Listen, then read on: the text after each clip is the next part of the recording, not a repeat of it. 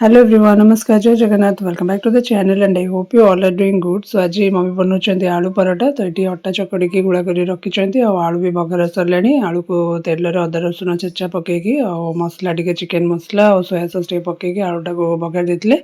आउे अटा चकड़ी रखी राउंड सेप गुड़ा करके रखी थे मझीर एमती टे खालुआ करके भितर आलू स्टफिंग देवे। तो केमती कवर करके कर देखेबी। तो देखो पूरा बढ़िया से परफेक्टली सेप हो गला।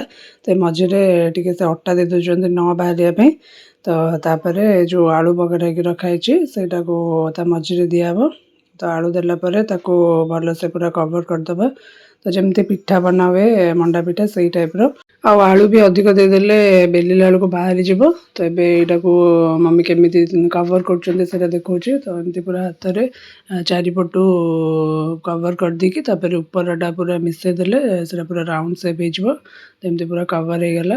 ता भितर पूरा आलू रहीगला। आलू भी जी दरकार से देवे, बेसी देदेले बेलिला बेलू बाहरी जीव। तो अटा पकईकी बेली दबा राउंड सेप रे।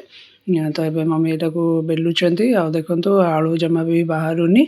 तो पूरा परफेक्टली सबुआडे पूरा लगिकी रही आलूटा गोटे जगह रहीगले भल लगे। तो पूरा परफेक्टली स्प्रेड हो गला।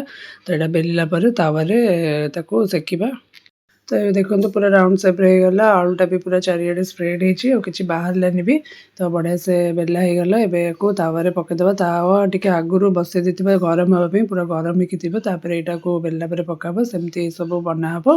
तो ये मुझे गोटे केमती बनाऊँ से देखे दूचे। तो गोटे पट पूरा टी गरम सेकी गलापर आ गोटे पट उल्टे देवे। उल्टेला से नुआ खरिकार एमती प्रेस कले से फुल भलरे। तो दी पट पूरा टी सेकी गलापर ऑयल पकाब। रिफाइन ऑयल ये पकाऊँ। रिफाइन ऑयल पकईकी आगे स्प्रेड करके पुणी सेकीदे। देखो के बढ़िया से फुलुची गरम रे। आ पूरा परफेक्टली होगा आम आलू पराठा और सेप भी पूरा परफेक्ट अच्छी एंड स्टफिंग भी भल पूरा दिखाई परफेक्ट से पूरा परफेक्टली फुलुची। तो ये देखो आउे एपट साइड ऑयल पकईकी दीपट टे सेकीदे पूरा रेडी होमर आलू पराठा। तो मम्मी एमती बनाती। तो मम्मी आज बनाते तो भाविली आपण सहित सी केमती आलू पराठा बनाती से सेयार करी। तो जितेबाला आम तावे पकेबा आलू पराठाटा से दीपट आग टे सेकी गलापर फुलिला ही रिफाइन ऑयल पकेबा। सो दैट आ कंचा रही। तो पूरा बढ़िया से परफेक्टली हो। तो ये देखो आम गरमा गरम आलू पराठा रेडी। आटा पूरा सॉफ्ट थाए। मम्मी सब बनाती बहुत बढ़िया लगे। भी आलू पराठा बहुत थर बनई ब्लॉग रे भी रखी। आपने जो देखी ना मोर प्रीवियस ब्लॉग रे देखी ने। यहाँ मम्मी आज आलू पराठा बनई तो भाविली आपण सहित तार माने रेसिपीटा केमती बनाऊँ सेयार करी। होपफुली आपको भल लगी। ये वीडियोटा ये एंड कर बाय बाय।